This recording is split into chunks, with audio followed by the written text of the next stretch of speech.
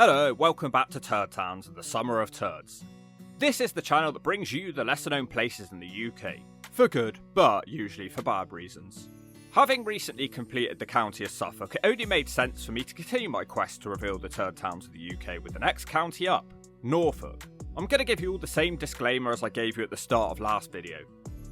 Nice county, if not a little bit boring. So most of the towns that you'll see in today's video are just bad by county standards and not bad in country standards. Don't forget to hit like, share and subscribe to help Turdtowns thrive.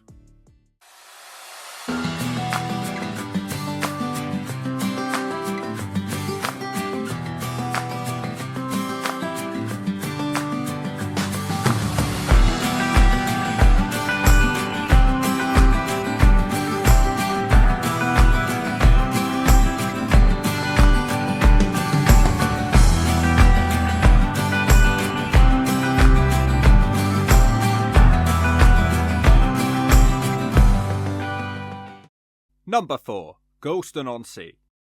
We start off our list with the seaside town of Golston with a population of 24,481. It's essentially part of somewhere else that's coming up later on. Spoilers. But it does count as a town, so I don't think it's cheating. Slim lumps for Turdtowns in Norfolk. It's a former fishing town turned tourist town turned industrial town. It doesn't really know what it wants to be. Down by the seafront, it's actually okay. You wouldn't know you were in a turd town if it wasn't for two things. Number 1, the central attraction is a boarded up nightclub, impossible to miss and really dragging the area down. This is the family run nightclub Ocean Rooms, which shut its doors last year. The council have absolutely no idea what to do with it because it needs £1 million worth of renovations. Currently a family of rats are using it for squatting and they can be seen charming locals by mating in broad daylight along the promenade. There is also a random derelict lighthouse which you think could possibly be used as some sort of tourist attraction, but instead it's left pointlessly standing tall and alone, just like a turd pushed out through a needle. Apart from that, not too bad, and the theatre looks nice. It was busy around here too, and why not? This beach was voted the best in England. It's actually somewhat surprising with all the nearby factories, but I guess you could just look the other way. This year, Golston was also voted the most affordable spot for a UK beach holiday, so it's not all bad. Just don't hire a beach hut, as they were all vandalised and burgled back in March. The real problems arise when you leave the seafront area and start digging a bit deeper. The town just feels a bit unloved. It certainly won't be winning any beauty awards anytime soon. It's depressing and ugly. Probably got the least going for it on today's list. They just closed down the town's last bank, which I hardly even feel like complaining about anymore. I don't really think it had a single shop of any use. Plenty of barbers though. Found the telephone exchange without even looking it up though. Don't you just love a good old 60s asbestos and tears design right in the town centre? It's dreary, bleak, and I bet it looks a whole lot worse in the winter. If you want to live in Goldstones-on-Bladder, you can do so for the average price of $231,000. Just be wary of where you buy, because there are unexploded World War II bombs in the area, with one found as recently as 2023, and the council believe there's more here. Whilst it may not actually be such a bad thing if they found more, if you buy here, make sure to get bomb insurance. And flood insurance. And there's a lot of crime. Ugh, you ain't getting insured. Number 3. King's Lynn. King's Lynn is a town with a population of 47,610. I didn't hate it here, I really didn't. It's fine margins on Turdtowns this week, but there are some facts which make this town worse than other places in the county. This was once the third most important port town in England. Nowadays it wouldn't even crack the top 100. It's yet another place where residents regularly report a putrid smell. You're going to see a lot of that on today's list. Something nasty is brewing in Norfolk.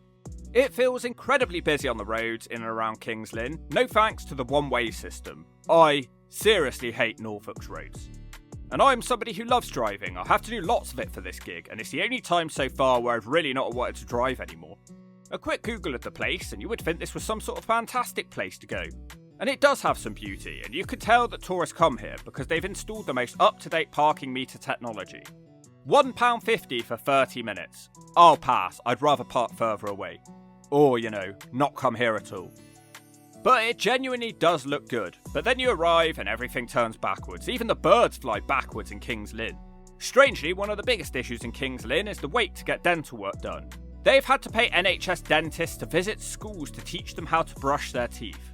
I wish I was making that one up. The town centre is admittedly not the worst place I've ever visited, but it was faring better than other entries on this list. But it was just kind of bland and lacking in personality. In fact, so much so that I genuinely don't remember ever coming here and had to look back at my footage when writing this script.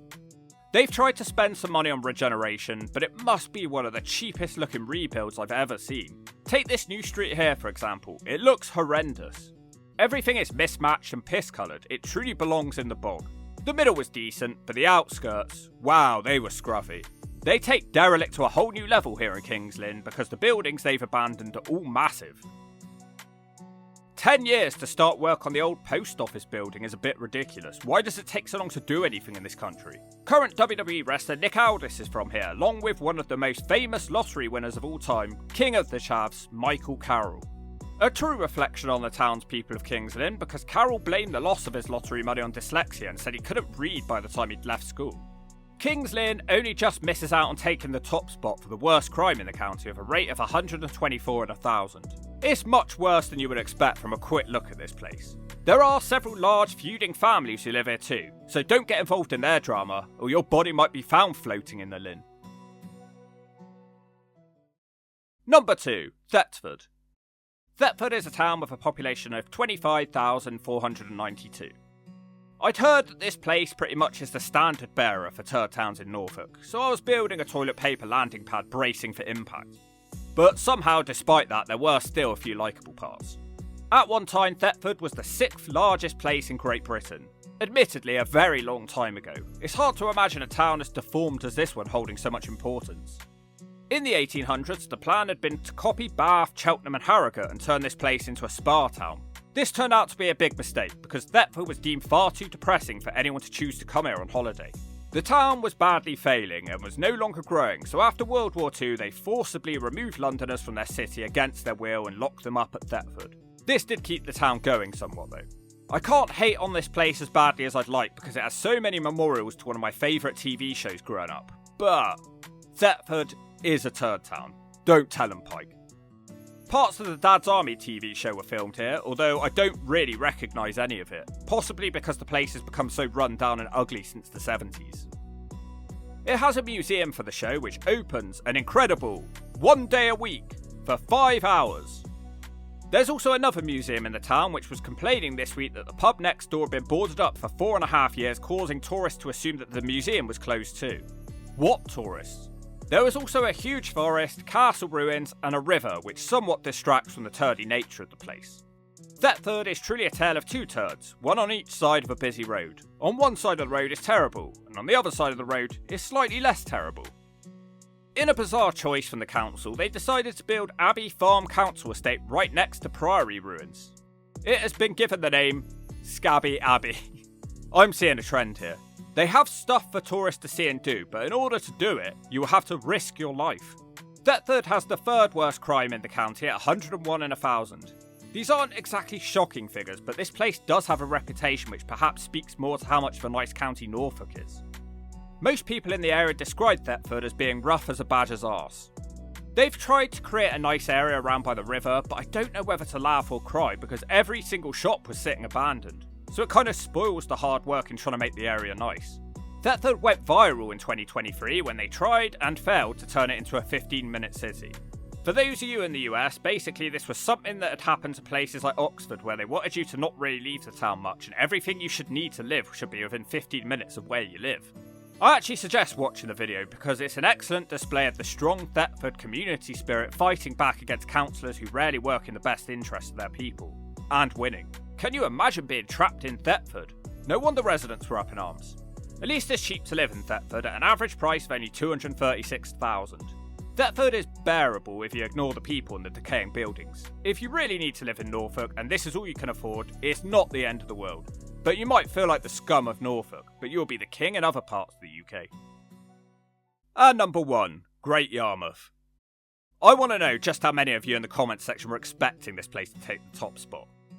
This seaside town has a population of 28,982.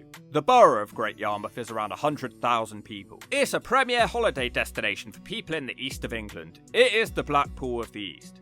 It's actually well known, and unlike most places on Turdtowns, I'm sure some of you could actually point it out on the map. There's just one problem: the name. This place is far from great. Somewhat rare for the biggest turd town on a list, I will start out with some praise. As far as UK seaside resort towns go, it actually did have stuff on the promenade to make it feel like you were on holiday. If you compare this to somewhere similar like Weston-super-Mare, it is night and day. As long as money is not an issue, I doubt kids would get bored here. I was surprised it made it onto the top 10 worst seaside towns in the UK. They have tried here. Obviously, the weather is going to be a mitigating factor in that, and I happened to arrive when it was gale force winds, so the drone wasn't really an option. The first thing I saw on my arrival was a gigantic lap dancing club where the building looked like a bomb had hit it. Besides that, thumbs up for the Golden Mile, but attached to that you've got the Mould Mile. This disgusting tacky street feels straight out of a Spanish budget holiday. HMOs, rat-infested B&Bs, a never-ending selection of junk food, fake clothes and souvenir shops is all that you're going to find here. And the stench. My god, was it overpowering. It was like someone had scraped the out-of-date McDonald's food into a rat's nest inside of a nightclub gents' toilets. At 5 o'clock in the morning. This street isn't the only issue though, because you don't have to go far to find out just how much this seaside town is struggling with the economic collapse of Britain. There is no shortage of boarded up former hotels here. It is one of the most depressing places I've ever had the misfortune to visit. There is a lot of boarded up buildings here, mostly to stop squatters and antisocial behaviour. One of the buildings burned down when it turned out it was being used as a grow farm. It got to the point where Great Yarmouth Council probably still believe in window taxes. Whether it's the boozy stag doos or doped up delinquents, it feels a bit unsafe here away from the seafront. Indeed, Great Yarmouth has the worst crime in the county of 129 in 1,000. It is said to be so dodgy here that residents bring their doorsteps in at night. To top it all off, this place was filthy. Rubbish is strewn about everywhere to the point where you can't tell if you're standing on pavements or crisp packets. Great Yarmouth is the 32nd most deprived town in England, with a third of neighbourhoods being impoverished. Due to that, you can buy a house here for the incredibly low average price of just $214,000.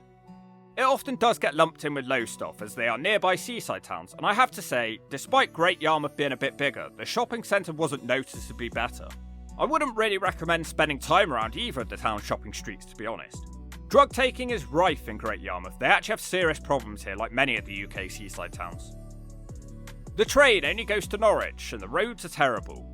I absolutely despise that when you've got two large places nearby each other and you can't get to them. How can you not get to Lowestoft on the train direct?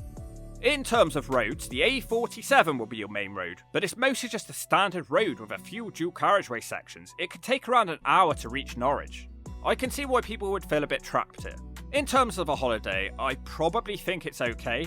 When the sun's shining, the place is decent, but 90% of the time it won't be, which means 90% of the time you'll be longing to achieve a great escape from Yarmouth.